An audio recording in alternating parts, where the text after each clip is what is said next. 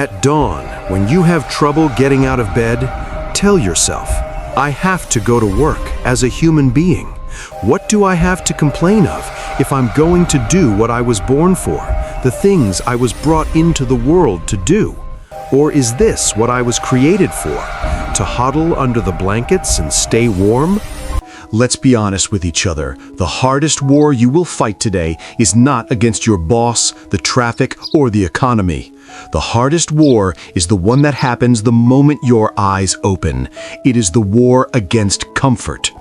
There is a voice in your head that begs you to stay. It whispers that the bed is warm, that the world outside is cold, chaotic, and cruel.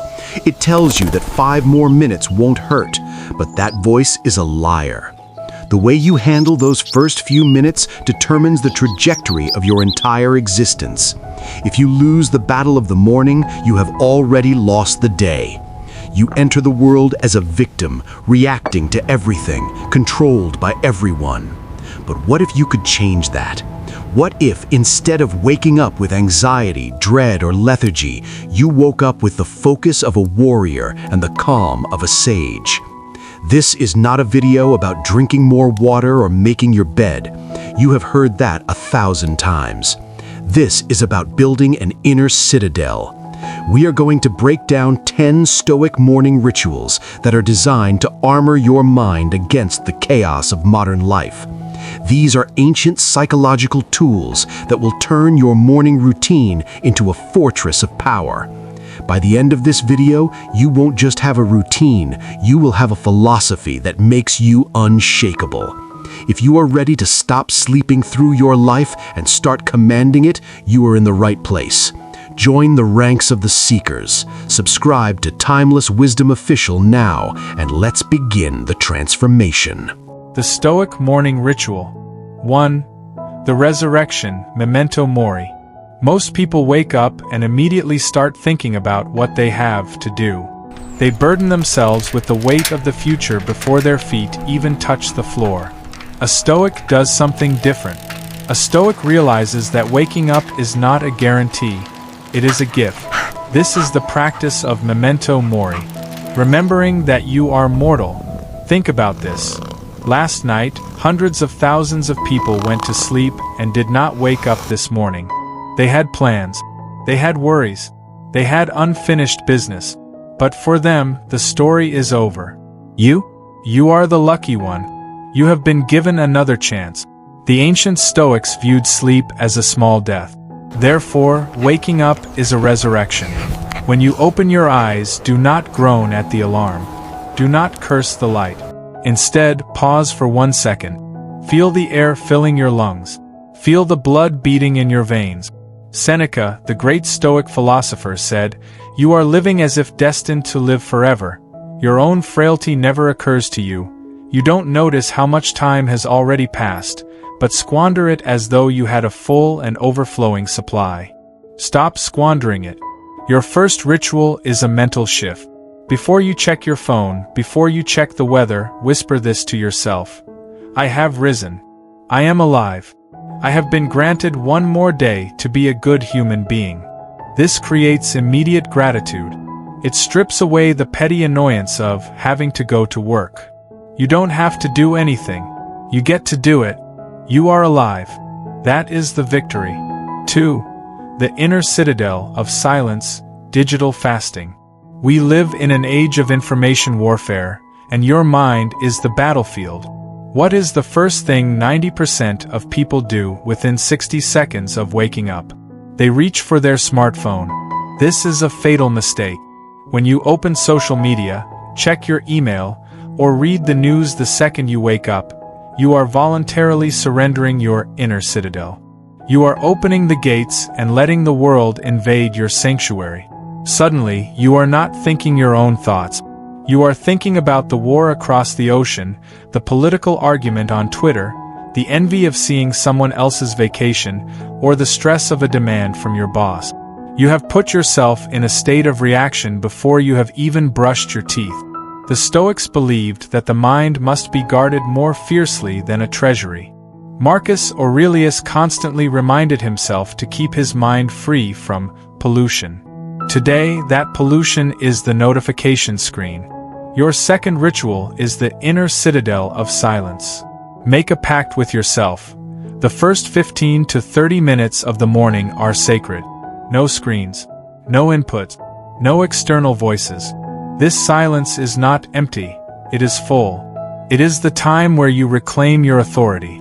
By refusing to check your phone, you are telling the world, "You do not own my attention. I decide when I engage with you." In this silence, you find the strength to face the day. Without it, you are just a leaf blowing in the wind of other people's agendas. Protect your peace. Keep the gates closed until you are ready to open them.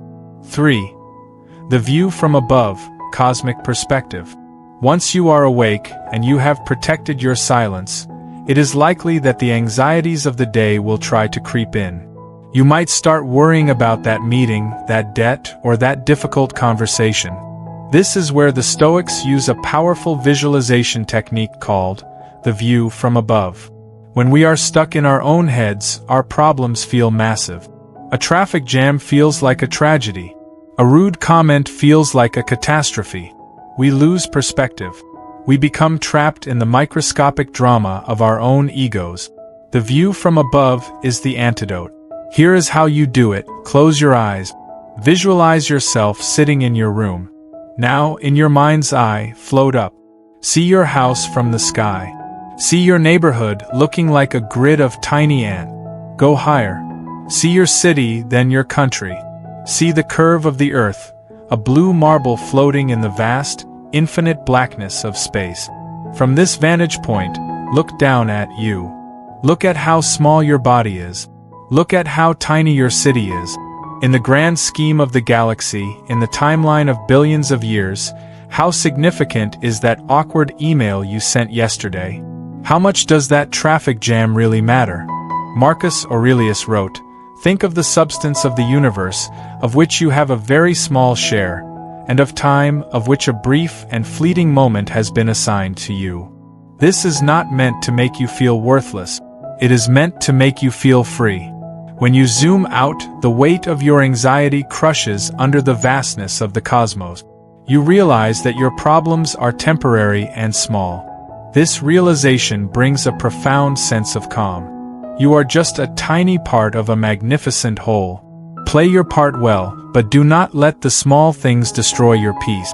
4. Voluntary discomfort, the cold shock. We have trained your mind. Now we must train your will.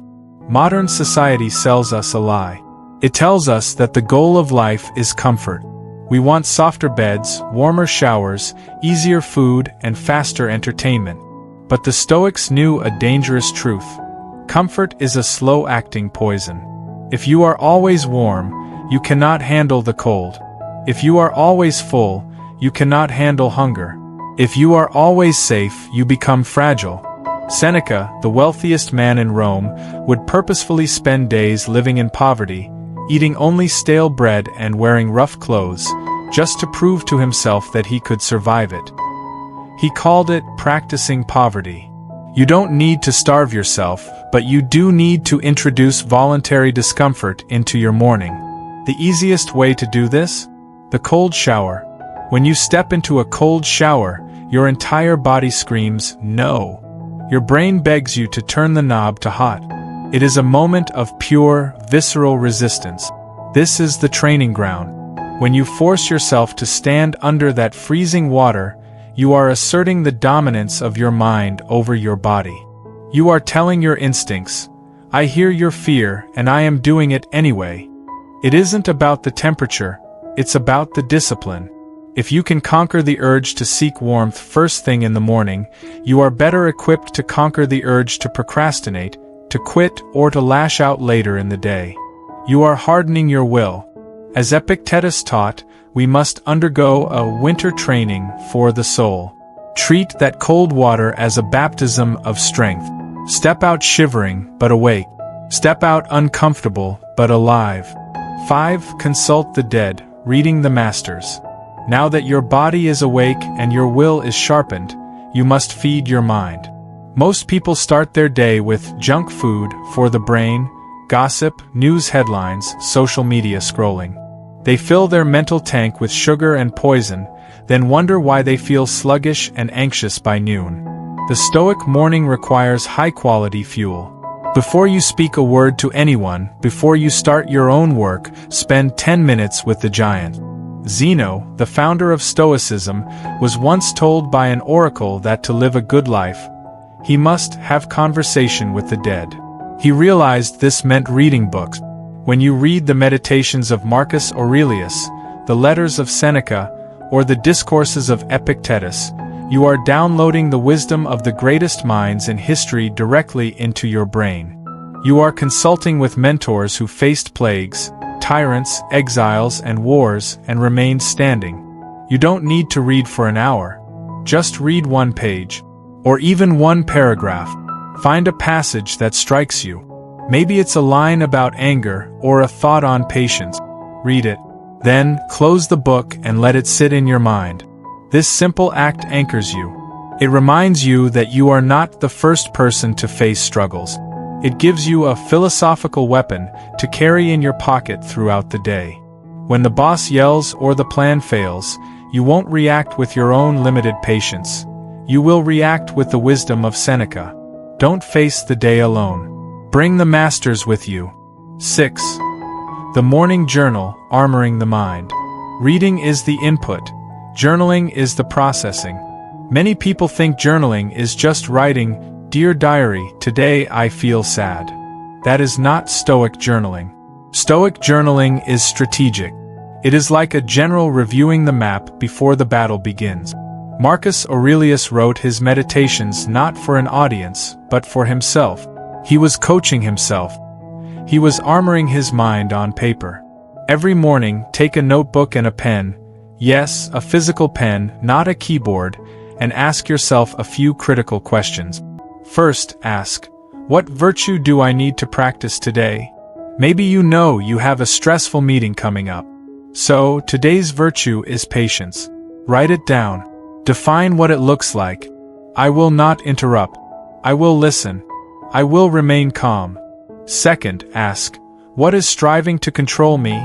Is it your desire for approval? Is it your fear of failure? Identify the enemy. When you name your demons on paper, they lose their power over you. This act of writing turns vague anxieties into concrete plans. It clears the fog. It takes the swirling chaos of your thoughts and orders them into soldierly lines.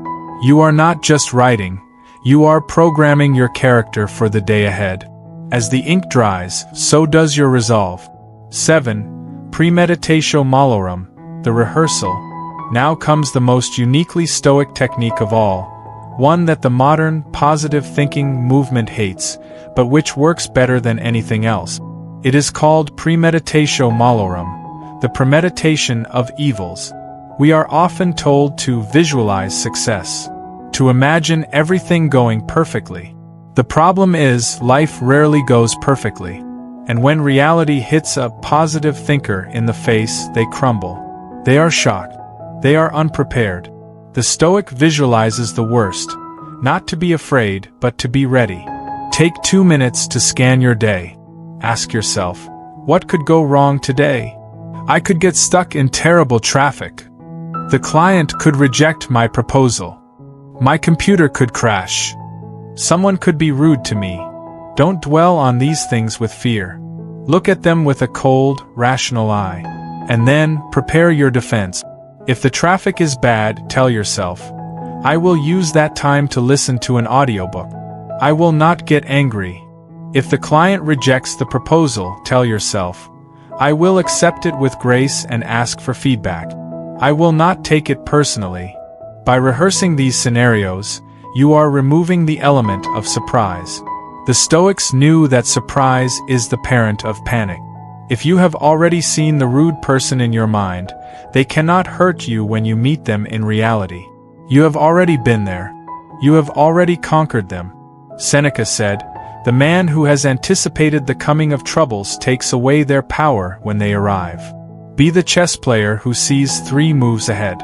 Anticipate the blow, and you will not be knocked down. 8. The dichotomy of control. The separation. Now that you have anticipated the challenges, you must organize them. You must separate the debris of life into two piles. This is the central pillar of Stoicism, the dichotomy of control. Epictetus opens his handbook with this single, earth-shattering truth. Some things are up to us, and some things are not up to us. It sounds simple, but if you truly applied this every morning, your anxiety would vanish. Most of your stress comes from trying to control things that are simply not in your hands. You try to control what people think of you. You try to control the economy, the weather, the traffic, or the past. You are gripping water, and you are frustrated that it slips through your fingers. In your morning routine, look at the worries you listed in your journal. Now, ruthlessly filter them. My boss's mood today. Not up to me. My preparation for the presentation. Up to me. Whether it rains during my commute. Not up to me. Whether I bring an umbrella. Up to me. Draw a line. Everything that is not up to you, discard it. It is nothing to you. It is external. It is indifferent. Focus 100% of your energy on the things that are up to you, your thoughts, your actions, your words, and your character. This is the secret to an invincible morning. When you stop trying to control the world, you gain total control over yourself. 9. Sympathia, the connection. So far, your routine has been about you, your mind, your will, your armor. But Stoicism is not a philosophy of isolation. It is a philosophy of duty. The Stoics believed in sympathia, the idea that all humans are connected, like limbs of the same body.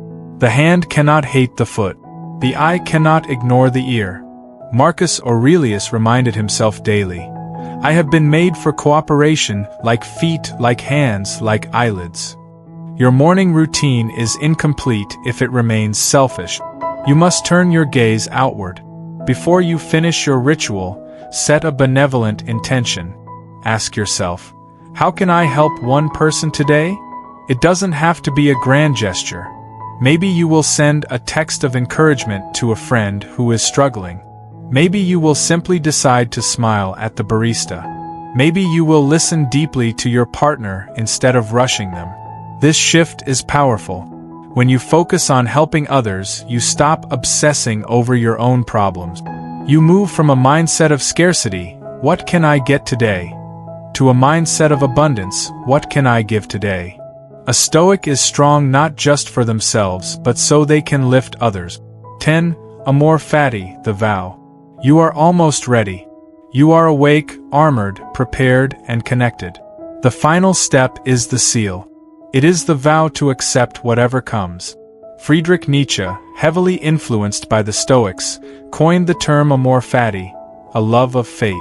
Do not just tolerate what happens to you. Do not just bear it. Love it. This is the ultimate morning flex. You look at the day ahead, with all its potential for pain, joy, boredom, and excitement, and you say yes. Whatever happens today is fuel. If you succeed, good. It is fuel for your confidence. If you fail, good. It is fuel for your learning. If you are treated unfairly, good. It is fuel for your patience. Close your eyes one last time. Clench your fist, and tell yourself, I do not ask for a lighter burden. I ask for broader shoulders. Whatever this day brings, I embrace it. I love it, because it is my life. Now you are ready. You have just walked through the architecture of a Stoic morning. You have resurrected yourself with Memento Mori. You have protected your inner citadel with silence. You have zoomed out with the view from above and hardened your will with cold water. You have consulted the dead, armored your mind with a journal, and rehearsed your challenges. You have separated what you can control from what you cannot, connected yourself to humanity, and vowed to love your fate. This is not just a checklist. This is a transformation. Most people will walk out their doors today half asleep, fragile, and terrified of the world. They are leaves blowing in the wind. But you are walking out as a rock in the surf. Let the waves crash. Let the storms come. You have built a fortress that cannot be shaken. You have the wisdom of the ages in your mind and the fire of the ancients in your soul. The morning is yours. And if you own the morning, you own the day. And if you own your days, you own your life. Thank you for spending your most valuable asset, your time, with us here at Timeless Wisdom Official. We are building a legion of minds dedicated to strength, clarity, and truth. If this message resonated with the warrior inside you, do not let it fade. Subscribe to the channel right now. Turn on the notification bell so you never miss a lesson. And I have a challenge for you. Go to the comments below and write down which one of these 10 rituals you are going to commit to tomorrow morning. Will you face the cold shower? Will you journal? Will you disconnect? Declare it in the comments. Let it be your first act of discipline. Stand tall, be kind, and live with purpose. We will see you in the next video.